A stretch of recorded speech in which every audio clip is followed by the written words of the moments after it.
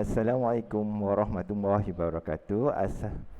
Okey, bismillahirrahmanirrahim. Hari ini kita akan sambung lagi pembelajaran bab 5, congruence, pembesaran dan gabungan transformasi untuk tingkatan 5. Hari ini cikgu akan fokus kepada standard kandungan pembesaran iaitu 5.2. Sebelum cikgu teruskan lagi kita ke standard pembelajaran, kita akan cuba hayati mutiara kata yang cikgu letak di sini, iaitu kegagalan yang utama ialah gagal mengambil tindakan yang pertama. Jadi bermulanya hari ini kita ambil tindakan untuk berjaya untuk masa hadapan, ya. Alright. Jadi hari ini kita akan fokus pada 5 lagi standard pembelajaran, iaitu 5.2, iaitu menjelaskan maksud keserupaan objek geometri. 5.2.2 membuat berkaitan antara keserupaan dengan pembesaran, dan seterusnya memperihalkan pembesaran menggunakan pelbagai perwakilan. Yang ketiga, 5.2.3 menentukan imej dan objek bagi suatu pembesaran. Yang keempat, 5.2.4 membuat dan mengesahkan konjektur tentang hubungan antara luas imej dan luas objek bagi suatu pembesaran. Yang kelima, yang terakhir untuk siri ini, cikgu akan buat 5.2.5 menyelesaikan masalah yang melibatkan pembesaran. Okey, mari kita bermula. Alright, yang pertamanya kita tengok standard pembelajaran yang pertama, iaitu 5.2.1 menjelaskan maksud keserupaan. Okey, ini benda yang baru, itu keserupaan objek geometri. Apa yang dimaksudkan dengan keserupaan? Okey, keserupaan adalah dua objek dikatakan serupa apabila mempunyai bentuk yang sama dengan objek yang sebenar, walaupun saiz kedua-duanya berbeza. Okey, saiznya berbeza tak ada masalah, cumanya bentuknya mesti sama. Kita tengok contoh, objek asalnya adalah ini apa ni? Kartun apa? Tweety. Okey, Tweety. Alright, so kita cuba buat satu transformasi untuk Tweety ini. Okey, kita tengok imej yang pertama. Kita tengok, adakah Tweety ini serupa? Ya, ia adalah serupa, tetapi saiznya berbeza. Jadi apabila serupa, maka dia adalah keserupaan. Okey, kita tengok yang berikutnya. Alright, imej yang kedua. Okey, Tweety saiznya lebih kecil, tapi masih lagi serupa, ya. Masih lagi serupa. Alright, kita tengok yang ketiga. Alright, macam serupa, tetapi apa bezanya? Dia terpenyek. Apabila terpenyek, maka dia tidak serupa. Apabila tidak serupa, dia bukan keserupaan. Okey, kita tengok yang keempat. Nampak tak Tweety ini dipenyekkan ke bawah? Apabila dipenyekkan ke bawah dan dia tidak bergerak, maka dia bukan keserupaan. Okey, keserupaan maksudnya dikatakan serupa apabila bentuk yang sama dan objeknya walaupun saiznya berbeza, dia adalah keserupaan. Berbanding dengan kita belajar dalam bahagian 1, iaitu congruence. Okey, walaupun sama tapi tidak congruence. Apa tu congruence? Ingat lagi tu? Pasal congruence. Congruence adalah ukuran yang sama pada panjang sisi sepadan dan sudut sepadan. Dia mesti bentuk saiznya sama. Okey, mari kita teruskan. Alright, dua objek geometri dikatakan serupa. Apa yang dikatakan serupa? Okey, kita tengok contoh buku teks muka surat 134. Okey, boleh rujuk muka surat buku teks anda. Okey, dua objek geometri dikatakan serupa apabila semua sudut sepadan adalah sama, dan syarat yang kedua, semua nisbah sisi sepadan adalah sama. Okey, kita tengok.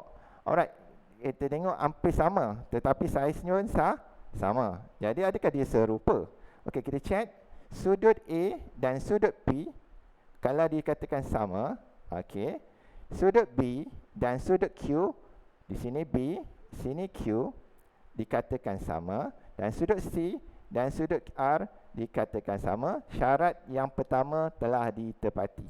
Okey, yang kedua, semua nisbah sisi sepadan adalah sama. Kita kena check nisbah sisi.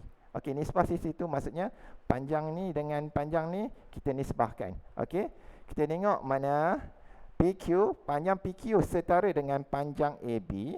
Apabila kita nisbahkan mesti sama dengan nisbah QR. Mana QR? Sini QR dengan BC. Apabila kita nisbahkan kedua-duanya sama dengan PQ per AB. Dan kita cek satu lagi. Sebab apa kita ada 3? Sebab ada 3 sisi. Okey, apabila 3 sisi, kita kena cek satu lagi. RP per dengan CA. Apabila kita dapat ketiga-tiganya nisbah ini sama, maka dia adalah serupa. Okey.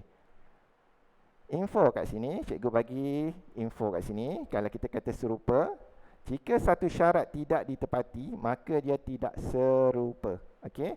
Yang kedua, jika semua sisi sepadan bagi sepasang bentuk berkadaran, maka semua sudut sepadan adalah sama saiz. Dan sebaliknya. Mari kita test. Contoh buku teks 7C. Okey, kita tengok, check. Adakah dia ini serupa? Macam serupa.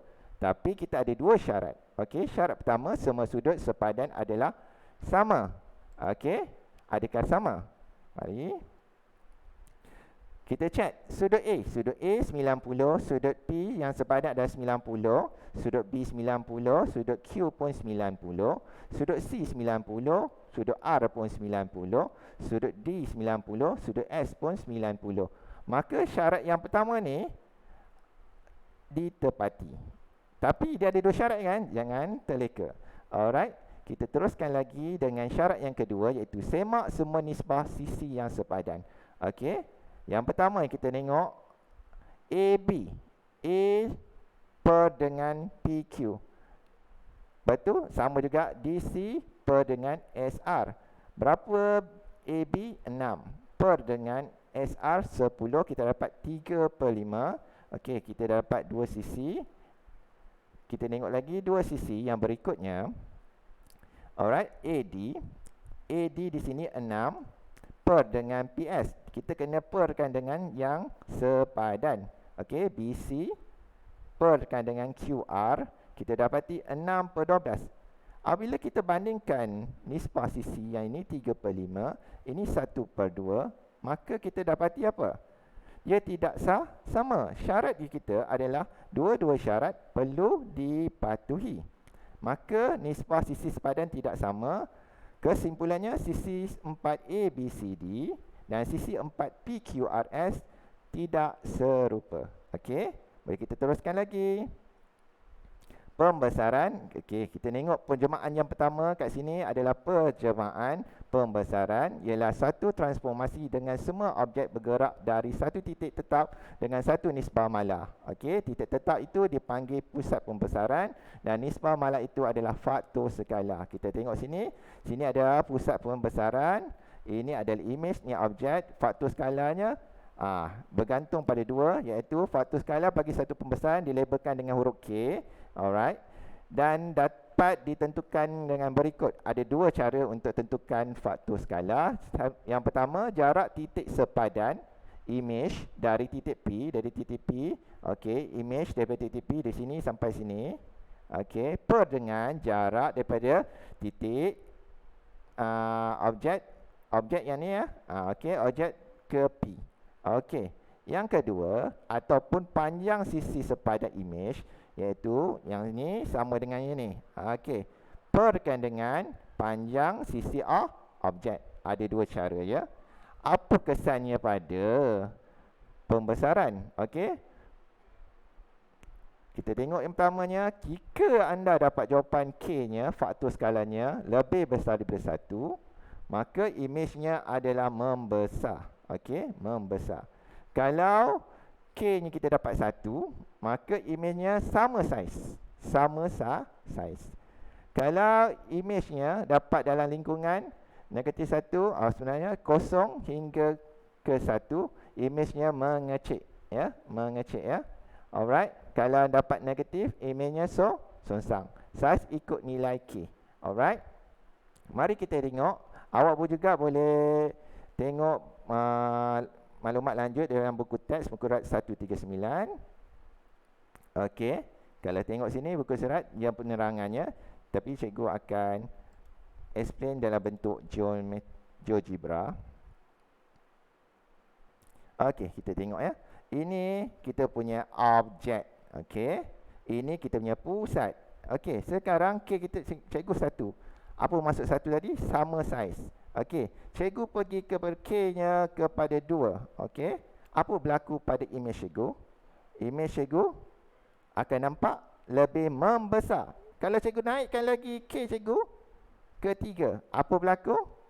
Dia akan lagi membesar. Dari konsep sini, jika K itu lebih besar daripada 1, maka imejnya, saiz imejnya akan membesar ya. Okey, mari kita tengok apa berlaku kalau K-nya kurang daripada 1. Okey. Alright, sini kurang daripada 1. Okey, 0.5 iaitu 1/2 ya. Okey, kita tengok 1/2. Apa berlaku apabila imejnya, K-nya, faktor skalanya kurang daripada 1. Okey, kurang daripada 1 dia akan mengecil. Mengecil ya. Boleh? Alright. So, kalau apa yang berlaku kalau K-nya jadi negatif? Ni kosong ya. Kosongnya imej ni kat mana? Kat pusat. Okey, cuba tengok. K-nya negatif 1. Okey, negatif 1. Maka objeknya saiz sama, cumanya jadi songsang. Nampak je?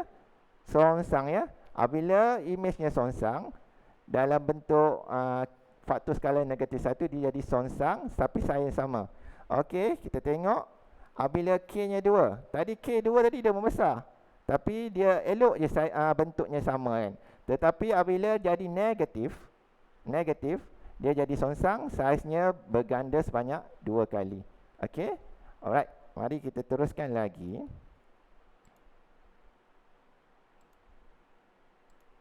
Okey, memperihalkan pembesaran dengan menentukan faktor skala dan pusat pembesaran.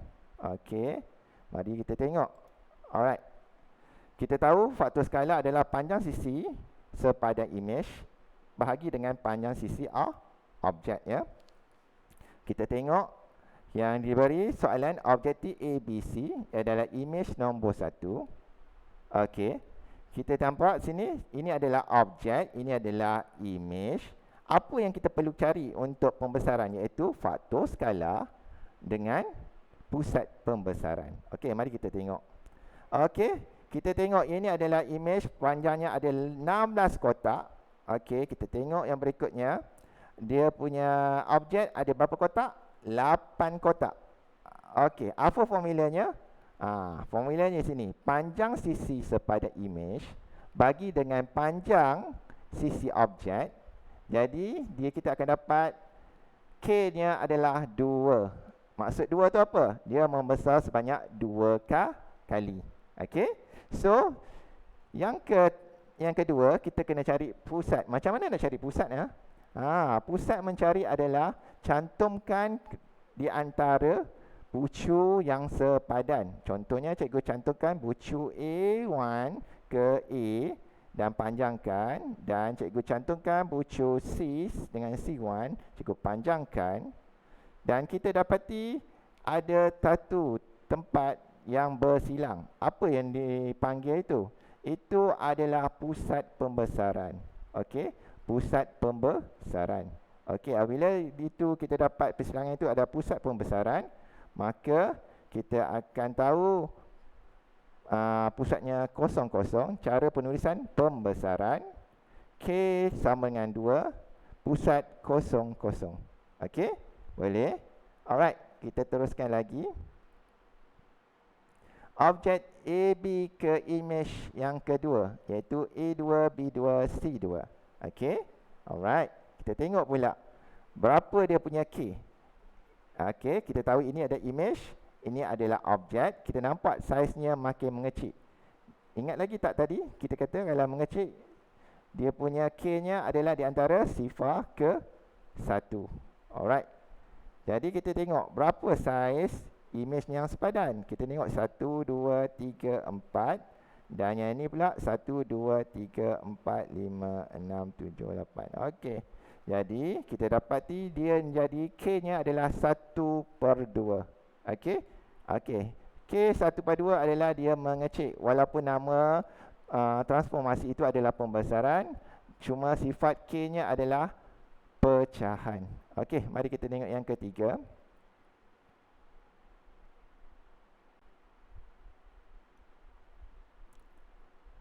Alright.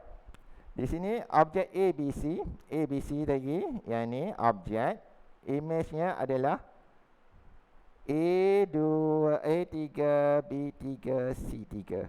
Okey, kita dapati dia punya K-nya adalah negatif 3/2. Boleh? Dan kita sambungkan dia punya bucu yang sepadan, maka kita dapati dia punya pusat pembesaran adalah 0, 0. Masih lagi 0, 0. Jadi cara penulisannya adalah pembesaran K sama dengan 3/2 pusat 0, 0. Okey. Alright, kita cuba buat latihan ini. Raja di atas menunjukkan 3 segi 4 DEFG, JKLM dan PQRS yang dilukis pada satu satah kertas. Diberi segi 4 JKLM ialah imej 1 dan DEFG bagi imejnya adalah DEFG adalah A, objek, JKLM ialah E, image. Manakala PQRS, yang PQRS pula ni adalah image yang kedua untuk DEFG. Masih lagi sini A, objek. Dia kata perihalkan pembesaran dengan menentukan faktor skala dan pusat pembesaran. Okey, di sini kita akan dapati bahawa objek DEFG dan image-nya JKLM. Okey, di sini kita dapati objek, image. Apa yang kita kena cari? Kita perlu cari dia punya K, iaitu faktor skala dengan pusat pembesaran. Macam mana kita cari faktor skala? Iaitu panjang image bagi dengan A, objek. Berapa panjang image yang sepadan? 1, 2, 3, 4, 5, 6. Okey, ini objek ya. Jangan silap ya. Objek di bawah. Okey, image-nya 1, 2, 3. Dia mengecil kan? Itu sebabnya K-nya adalah 1/2. Okey, kita tengok dia punya pusat. Pusat adalah kita cantumkan dua bucu atau dua titik yang sepadan. Okey, kita akan cantumkan D dengan J dan G dengan M. Kita dapat persilangan di sini. Di sini adalah 9, 3. Alright. Jadi kita cara tulisnya adalah pembesaran K sama dengan 1/2 pusat 93. Mari kita tengok yang berikutnya. Objek DEFG masih lagi objek di sini. Image di sini. Nampak saiznya macam sama. Okey. Kalau sama, K-nya berapa? Kita tengok. Alright. Objek image. Kita tengok K. Kita cari K adalah panjang image bagi dengan A, panjang objek yang setara ataupun sepadan. Kenapa cikgu letak negatif? Negatif, nampak tak bentuk dia? Dia songsang. Bila songsang, kita kena letak negatif. Okey? Negatif. Jadi panjang QR kita di sini. Okey, QR boleh ambil 2 dan panjang EF kita 2. Tadi cikgu ambil belakang, kita ambil depan pula. Okey, kita dapati bila kita buat pembahagian, kita dapat nisbahkan negatif 1. Kenapa negatif? Sebab dia songsang. Okey, 1 sebab saiznya sama. Okey, macam mana nak cari titik pusat-pusat pembesaran? Iaitu cantum sahaja dua titik yang sama dengan dia. Kita dapati di sini adalah pusat pembesaran. Okey, pusat pembesaran adalah 5.52. Jadi cara penulisan adalah pembesaran K sama dengan negatif 1, pusat 5.52. Okey, setakat ini boleh. Kita akan masuk kepada siri yang ketiga, yang berikutnya. Jadi cikgu tamatkan di sini. Assalamualaikum. Kita jumpa lagi.